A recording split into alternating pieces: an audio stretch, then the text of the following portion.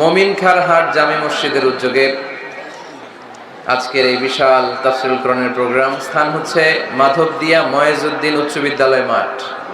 ওই যে আমি দেখতে পাচ্ছি 1961 সালে স্থাপিত, অনেক আগের উচ্চ বিদ্যালয়। মমিনখারহাট সদর, ফরিদপুর। আমাকে রেখেছেন প্রধান বক্তা, আপনাদের শুকরিয়া। আল্লাহর হাবিব সাল্লাল্লাহু আলাইহি ওয়াসাল্লাম বলেছেন, কোন নারী যদি 4টা কাজ করে, সালাত, সিয়াম, স্বামীর আনুগত্য আর নিজের সতীত্বের হেফাজত, এই 4টা কাজ করলে আল্লাহ তাআলা ওই নারীদের জন্য জান্নাতের 8টা দরজা খুলে দিবে, যেটা দিয়ে মন চায় ঢুকবে। আমার মায়েরা, আমার বোনেরা, আমি দেখেছি হেলিকপ্টার দিয়ে যখন আমরা নামছিলাম, অনেক বোনদের দেখা যাচ্ছিল প্যান্ডেলের ওখানে অপেক্ষা করতেছে। বোনদেরকে শুরুতেই আমি এই মেসেজটা দিলাম, আপনারা এই 4টা কাজ এনশিওর করবেন। এই 4টা কাজ দুনিয়ায় যদি কোনো নারী এনশিওর করে, তার জন্য আল্লাহ তাআলা জান্নাতের 8 দরজা খুলে দিবে। যেটা দিয়ে মনে চায় আপনি ঢুকবেন, কোনো না নাই, যেটা দিয়ে মনে চায়। আমাদের বোনদেরকে আল্লাহ তুমি কবুল করো। আজকে আমরা এমন একটা সূরা থেকে কিছু কথা শুনবো, যেটাকে বলা হয় the Surah of social etiquettes in Islam. ইসলামের সামাজিক যে রীতিনীতি আছে, এই রীতিনীতিগুলো এই সূরা আমাদেরকে শিক্ষা দেয়। আল্লাহর হাবিব সাল্লাল্লাহু আলাইহি ওয়াসাল্লামের কোলে এক ছোট্ট শিশু বসা। আল্লাহর হাবিব সাল্লাল্লাহু আলাইহি ওয়াসাল্লাম দাওয়াত খেতে গেলেন, এক ছোট্ট সাহাবী শিশু এসে আল্লাহ রাসূল সাল্লাল্লাহু আলাইহি ওয়াসাল্লামের কোলে বসলো। খাবার দেয়া হলো, ছোট্ট মানুষ বা হাত দিয়ে খাবার এইটা ধরে, ওইটা ধরে, ওইটা ধরে। আছে না এরকম? বাচ্চারা দেখবেন খেতে পারবে এতটুকু, নষ্ট করে এতগুলো, এইটা ধরে, ওইটা নেয়, ওইটা ফালায়। তো আল্লাহ রাসূল সাল্লাল্লাহু আলাইহি ওয়াসাল্লামের কোলে বসে ওই সাহাবা বা হাত দিয়ে এইটা টানে, ওইটা টানে, এইটা ফালায়। আল্লাহ রাসূল সাল্লাল্লাহু আলাইহি ওয়াসাল্লাম বললেন, ইয়া গোলাম, এই পিচ্চি, এই বাচ্চা, সাম্মিল্লাহ, তুমি যে হাত দিয়ে খাবার টানতেছো, বিসমিল্লাহ বলছো? আগে বিসমিল্লাহ বলো। কুল বিয়ামিনিক, ডান হাতে খাও। বিসমিল্লাহ বলো, কুল বিয়ামিনিক, ডান হাতে খাও। ওয়া কুল মিম্মা ইয়ালিক, তোমার সামনে যেটা আছে ওইটা খাও।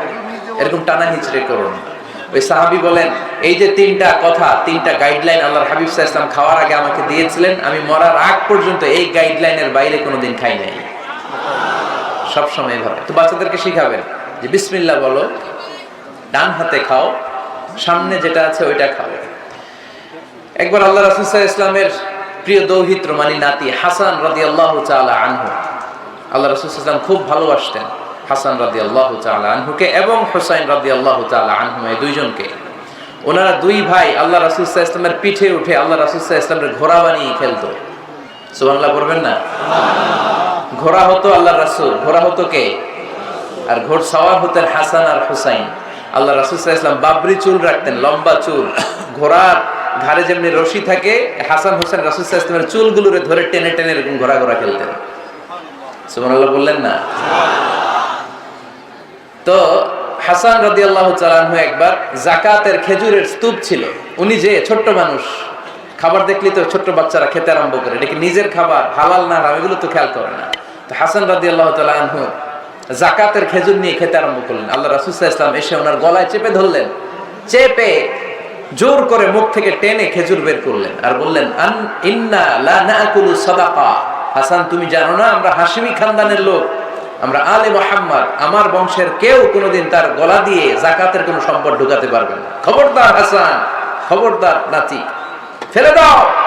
হাদিসে এসেছে কিখ কিখ, মানে আমরা যেটা ওয়াক ওয়াক বলি, গলার ভিতরে গেলে ওয়াক ওয়াক বলে থুতু ফেলি, রাসূল সাল্লাল্লাহু আলাইহি ওয়াসাল্লাম কিখ কিখ বলে গলায় চেপে মুখ থেকে টেনে সেই খেজুরটা বের করেছেন। বলেছেন, হাসান, আমরা যাকাতের সাদাকার খেজুর খাই না, খবরদার হাসান, কখনো যাকাতের খেজুর খাবে না। সুবহানাল্লাহ পড়ো। তো এইভাবে আল্লাহ রাসূল সাল্লাল্লাহু আলাইহি ওয়াসাল্লাম আমাদেরকে শিখিয়েছেন, অন্যায় দেখলে, ভুল দেখলে এটা বলতে হবে, কারণ সাকিতু আনিল হাক্কি শাইতানুন আখরাস, অন্যায় দেখে যে চুপ থাকে ওটা মুমিন নয়, ওটা বোবা শয়তান। চিল্লায় বলেন ঠিক কি না? অন্যায় দেখলে রুখে দাঁড়ান, গর্জে উঠুন। আপনার আপন বোনের বয়সের একটা মেয়েকে কিছু বখাটে ছেলেরা টিজ করতেছে, আপনি দেখে চলে যান কেন? দাঁড়ান, আপনি জিজ্ঞেস করুন কি হয়েছে, মেয়েটাকে তোমরা ডিস্টার্ব করো কেন? আপনি দাঁড়ালে আরো কয়েকজন এসে দাঁড়াবে, ঠিক কি না? কিন্তু একজনকে তো দাঁড়াইতে হবে, দাঁড়ানোর দরকার আছে না নাই? মনে রাখবেন, আধারে ভয় পেও না, আলো আছে আড়ালে, অন্ধকার পালিয়ে যাবে তুমি উঠে দাঁড়ালে। দাঁড়াতে হবে আপনাকে। অন্যায় রুখে দেন, অসঙ্গতি রুখে দেন, প্রতিবাদ করেন, সামাজিক যত ধরনের অন্যায় আছে, যৌতুক, সুদ, ঘুষ, দুর্নীতি রুখে দেয়। আমরা এগুলোর বিরুদ্ধে। আমরা দুর্নীতির পক্ষে না বিপক্ষে? সুদের পক্ষে না বিপক্ষে? যৌতুকের পক্ষে না বিপক্ষে? এগুলোর বিরুদ্ধে সামাজিক আন্দোলন গড়ে তুলুন। কথা বলেন, raise your voice, raise your voice heart. কণ্ঠকে উঁচু করুন, প্রতিবাদ করুন, রুখে দাঁড়ান। যে সূরা থেকে কথা শুনবো এটাকে বলে সামাজিক রীতিনীতির সূরা। আমাদেরকে আল্লাহ তাআলা সোশ্যাল এন্ড মোরাল কিছু গাইডলাইন দিয়েছেন। 10টা গাইডলাইন আল্লাহ তাআলা আমাদের জন্য এখানে ডেডিকেট করেছেন, এবং আমরা দেখব যে এই সমস্যাগুলোর কারণেই আমাদের সমাজে আজকে অশান্তি। কি করে একটা সমাজের শান্তি, শৃঙ্খলা, ভারসাম্য অক্ষুণ্ণ রাখা যায়, এ ব্যাপারে চমৎকার কিছু গাইডলাইন আল্লাহ এই সূরায় দিয়েছেন। আমি বলতে প্রস্তুত, আপনারা কি শুনতে প্রস্তুত? শেখার জন্য, নিজেকে পরিবর্তনের জন্য, সমাজটাকে পাল্টে দেওয়ার জন্য শুনতে হবে, নাকি শুধু স্লোগান দেওয়ার জন্য আসছেন? স্লোগান লাগবে কার কার দেখি? স্লোগান লাগলে বললেন, আলোচনার মাঝখানে আমরা কিছু স্লোগানও দিব, ওইটারও দরকার আছে, ঠিক কি না?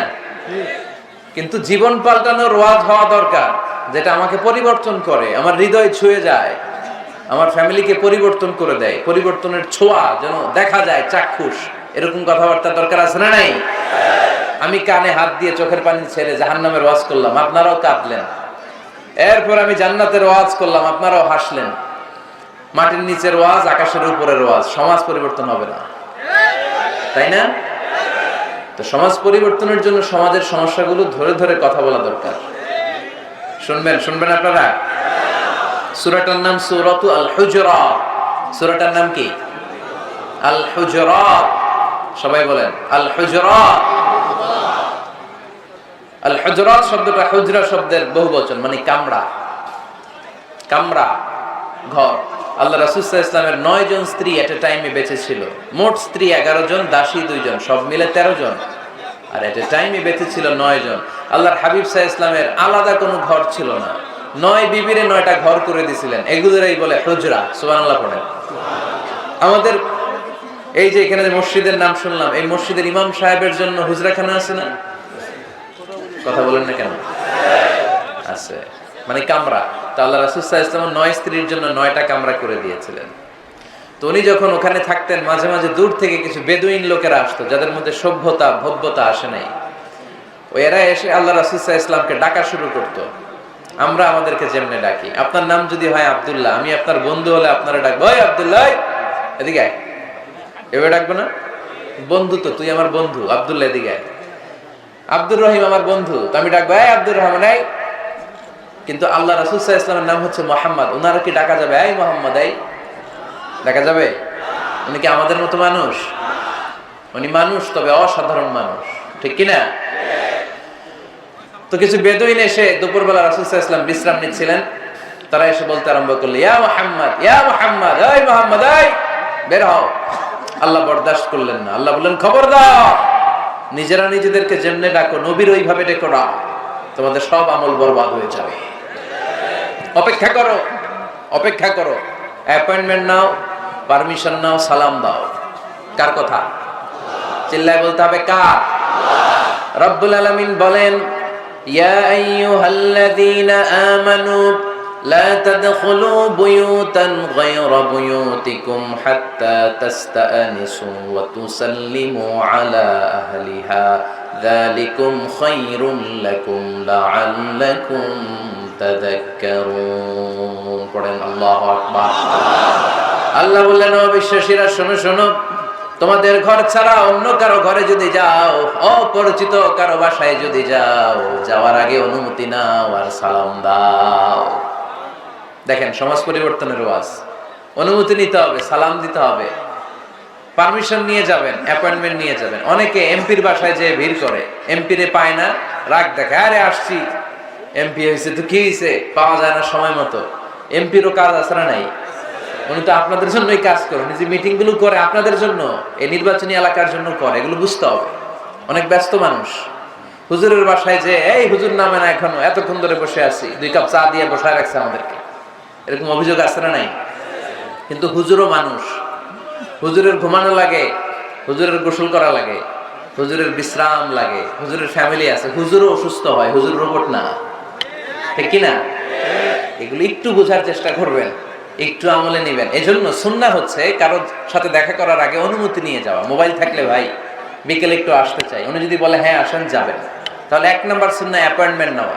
2 নাম্বার সুন্নাহ যে সালাম দেওয়া, অনুমতি চাওয়া। কারো ঘরে হুট করে দরজায় ধাক্কা মেরে ঢুকা যাবে? আগে কি দিবেন? আওয়াজ করে বলেন, আগে কি দিবেন? সালাম। তারপর আপনার নাম বলবেন। কি বলবেন? আল্লাহর হাবিব সাল্লাল্লাহু আলাইহি ওয়াসাল্লাম ওনার ঘরে বসা এক সাহাবী এসে দরজার মধ্যে কাড়া নাড়লেন। আল্লাহর হাবিব সাল্লাল্লাহু আলাইহি ওয়াসাল্লাম বললেন, মান্দা, কে দরজায় কাড়া নাড়ে? সাহাবী বললেন, আনা, আমি। বিশ্বনবী বললেন, মান আনতা, তুমি কে? সাহাবী কয়, আনা আনা। আরে নবী, আমি আমি। রাসূল সাল্লাল্লাহু আলাইহি ওয়াসাল্লাম, কিসের আনা আনা? নাম বলো মিয়া। আনা আনা কান্নাহু কারিহাহা। রাসূল সাল্লাল্লাহু আলাইহি ওয়াসাল্লাম ওর কথাটাই রিপিট করলেন। রাসূল সাল্লাল্লাহু আলাইহি ওয়াসাল্লাম জিজ্ঞেস করলেন, কে? বলে, আমি। আরে তুমি কে?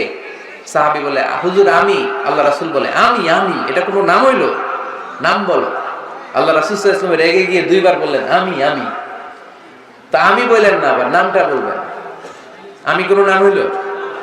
তো সাহাবী বললেন, আমি। রাসূল সাল্লাল্লাহু আলাইহি ওয়াসাল্লাম বললেন, না, আমি তোমার নাম না, তোমার নাম বলবে। তাহলে কারোর সাথে দেখা করতে গেলে প্রথম কাজ হচ্ছে অ্যাপয়েন্টমেন্ট নেওয়া, 2 নাম্বার অনুমতি চাওয়া, দরজায় নক করে সালাম দেওয়া, আর নাম বলা। রাজি আছেন? অনুমতি ছাড়া কারো ঘরে ঢুকবেন? কে কে ঢুকবেন? হাত তুলুন তো দেখি। অনেকে তুলে ফেলছে হাত ভুলে। না, হাত তো ভুল করে হাত তুলছেন, সমস্যা নাই, কিন্তু কারো ঘরে অনুমতি ছাড়া, পারমিশন ছাড়া কখনো প্রবেশ করা যাবে না। এটা কি আপনাদের মনে থাকবে? এক সাহাবী বললেন, ইয়া রাসূলুল্লাহ, ইয়া হাবিবাল্লাহ, আমার ঘরে কেউ নাই, শুধু আমি থাকি আর আমার আম্মা থাকে। আস্তাযিনু আলা উম্মি, আমার মায়ের ঘরে যেতেও কি আমার অনুমতি লাগবে নাকি? আল্লাহর হাবিব বললেন, তুহিব্বু আন তারাহা উরিয়ানা, তুমি কি চাও নাকি তোমার মাকে তুমি উলঙ্গ দেখবে? সাহাবী বললেন, না, কশিন কালেও আমার মারে আমি উলঙ্গ দেখতে চাই না। আল্লাহর হাবিব সাল্লাল্লাহু আলাইহি ওয়াসাল্লাম বললেন, ইদান ইস্তাযিন আলাইহা, তাহলে তোমার মার ঘরে ঢোকার আগেও অনুমতি নিয়ে ঢুকবা। মায়ের ঘরে ঢোকার আগে অনুমতি নিয়ে ঢুকবা। সাহাবী বলে, আনা খাদিমুহা, রাসূল সাল্লাল্লাহু আলাইহি ওয়াসাল্লাম, আমি ছাড়া ওনার কেউ নাই, আমি তো ওনার খেদমত করি, আমার মার ঘরে ঢোকার আগে অনুমতি নেওয়া লাগবে? সাহাবী বললেন, আল্লাহ রাসূল সাল্লাল্লাহু আলাইহি ওয়াসাল্লাম বললেন, হ্যাঁ, তোমার মায়ের ঘরে ঢোকার আগে অনুমতি নেওয়া লাগবে। তাহলে মার ঘরে ঢোকার আগে যদি অনুমতি লাগে, বোনের ঘরে ঢোকার আগে তোর অনুমতির দরকার নেই? হ্যাঁ? ভাইয়ের ঘরে, ভাবির ঘরে, ভাবির ঘরে ঢুকবেন? হ্যাঁ, অনুমতি নিয়ে ঢুকবেন না। খবরদার, কারো ঘরে ঢোকার আগে অনুমতি নিয়ে ঢুকবো আমরা। হুট করে আমরা অনেক সময় ঢুকে পড়ি। সে হয়তো বিশ্রাম নিচ্ছে, অল্প কাপড় পরে শোয়া, বা বিছানায় এমন ভাবে পড়ে আছে, ওই অবস্থায় সে কারোর সাথে দেখা করতে চাচ্ছে না। ওই অবস্থায় হুট করে ঢোকা যাবে? নক করেন, সালাম দেন, নাম বলেন, পারমিশন চান। এই সময়ের মধ্যে সে নিজেকে গুছিয়ে প্রিপেয়ার্ড হবে, আপনার সামনে আসার উপযোগী করে নেবে নিজেকে, ঠিক কি না? দিস ইজ ইসলাম। আওয়াজ করে বলেন, দিস ইজ ইসলাম। এটাই ইসলাম। শুধু জিকির করা ইসলাম না, জিকির করাও ইসলামের একটা অংশ। শুধু লম্বা দাড়ি রাখাই ইসলাম না, শুধু নামাজ পড়তে পড়তে কপালে দাগ ফেলানো ইসলাম না। কারো ঘরে ঢোকার আগে অনুমতি নিয়ে যাওয়ার নাম ইসলাম। কথা বুঝতে পেরেছেন? তাহলে কারো ঘরে ঢোকার আগে আগে পারমিশন নিব, সালাম দিব। হুট করে আজ থেকে কারো ঘরে ঢুকবো না।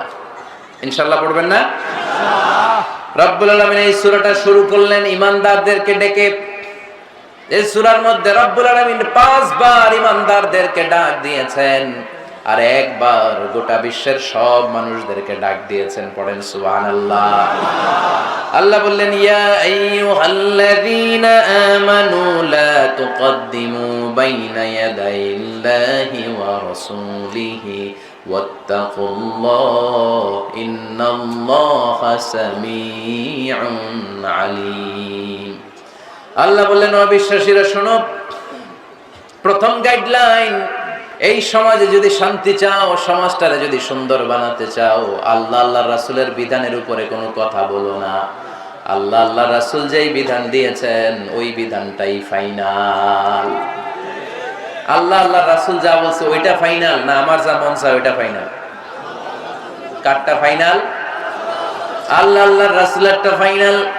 কোন বিশ্বাসী নারী, কোন বিশ্বাসী পুরুষ আল্লাহ আল্লাহর বিধান চলে আসার পরে মন গড়া কোনো কাজ করতে পারে নাকি? মুমিন নারী পুরুষ সব সময় ওই বিধান পালন করে যেই বিধানটা আমাদের জন্য ফরজ করেছে কে? আল্লাহ আল্লাহ রাসূল যা বলেছে এটাই ফাইনাল। খবরদার আল্লাহ এবং আল্লাহ রাসূলের দেয়া কোনো বিধানকে টপকে যেও না।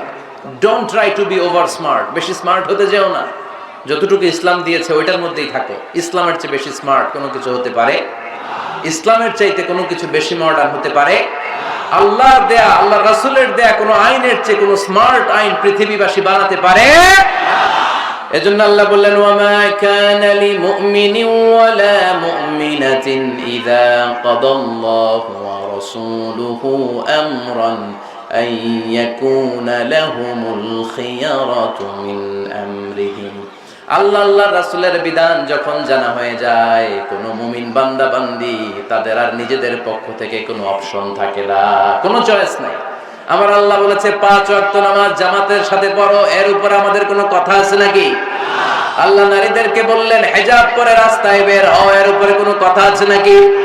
আল্লাহ বললেন সমাজের ফিনান্সিয়াল ট্রানজাকশন গুলো ব্যবসার মাধ্যমে হবে, কোনো সুদের কারবার চলবে না, এর উপরে মুমিনদের কোনো কথা আছে নাকি? আল্লাহ আল্লাহ রাসূল যেটা বলেছে ওইটাই ফাইনাল, ওইটাই সবচেয়ে শ্রেষ্ঠ। খেয়াল রাখবেন, এর চেয়ে বেশি শ্রেষ্ঠ হতে পারে না।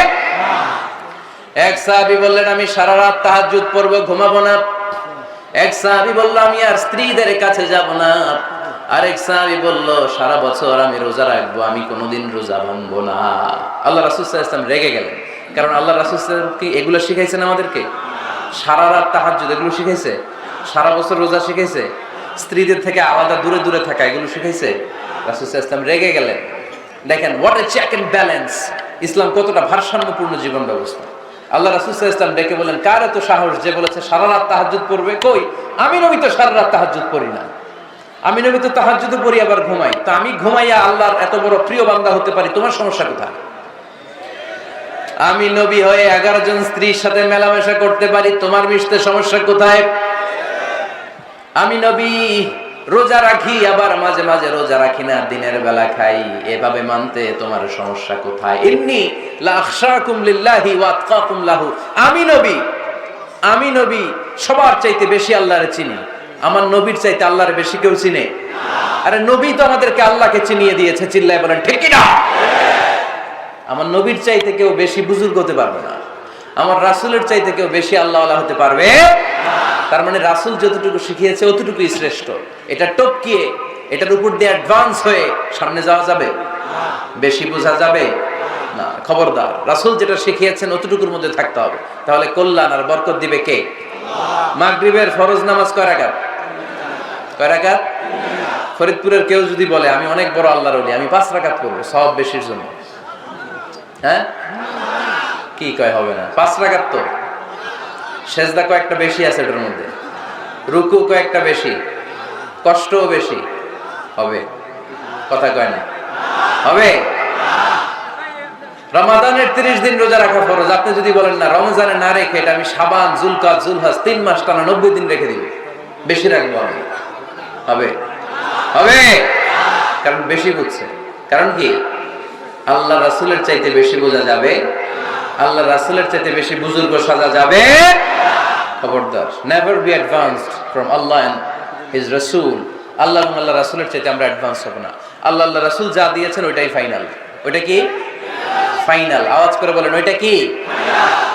তাহলে সামাজিক সুখ সম্প্রীতির প্রধান মাধ্যম হচ্ছে আল্লাহ আল্লাহ রাসূল যা বলেছে এটাই আমরা মানব, এর উপরে আমরা কোনো কথা বলতে চাই। এরপর আল্লাহ ঈমানদারদেরকে আবার ডাক দিলেন, বললেন ইয়া আইয়ুহাল্লাযীনা আমানু লা তারফাউ আসওয়াতাকুম ফাওকা সাওতিন নবী, ও বিশ্বাসীরা খবরদার, আমার নবীর কণ্ঠের চাইতে তোমাদের কণ্ঠ বড় করো না। ঘোষণাটা কার? কারণ সাহাবারা আল্লাহ রাসূল সাল্লাল্লাহু আলাইহি ওয়াসাল্লামের চারদিকে এরকম ঘিরে বসে থাকতো, এজন্য সাহাবাদেরকে উদ্দেশ্য করে আল্লাহ বললেন আমার নবীর গলার সাউন্ড যতটুকু তোমাদের সাউন্ড থাকবে অতটুকু বা অতটুকুর চেয়ে কম, এর চেয়ে বড় হওয়া যাবে? তাহলে বেয়াদবি হয়ে যাবে। তাহলে কি হয়ে যাবে? বনু তামিম গোত্রের নেতা কে হবে? আল্লাহর হাবিব সাল্লাল্লাহু আলাইহি ওয়াসাল্লাম পরামর্শ করছিলেন। আবু বকর রাদিয়াল্লাহু তাআলা আনহু বললেন, আমার মনে হয় এই লোকটা হইলে ভালো হয়। ওমরে ফারুক বলেন, না উনি না, আমার মতে এই লোকটা হইলে ভালো। সাইয়েদনা আবু বকর বললেন, আরে না ওমর, তুমি বুঝো নাই, আমি যার কথা বলেছি সে হলে সবচেয়ে ভালো, তার মধ্যে নেতৃত্বের গুণ আছে। সাইয়েদনা ওমরে ফারুক বলেন, না আপনি বুঝেন নাই, আপনার চেয়ে আমি ভালো বুঝছি, আমি যারে বলেছি সেই হবে নেতা। তর্ক আছে না নাই? এই তর্ক, কথার নাম কথা, কথার পিঠে কথা করতে করতে করতে করতে ওনাদের মধ্যে একটু ঝগড়ার একটা ভাব। বিশ্বনবী বসা, এই ঝগড়া করতে করতে সাউন্ড বড় হয়ে গেছে, এই উনি হবে, উনি বলে না উনি হবে। বিশ্বনবীর কণ্ঠের চাইতে কণ্ঠ উঁচু হয়ে গেল, আরশের উপর থেকে একটা ধমক দিলেন কে?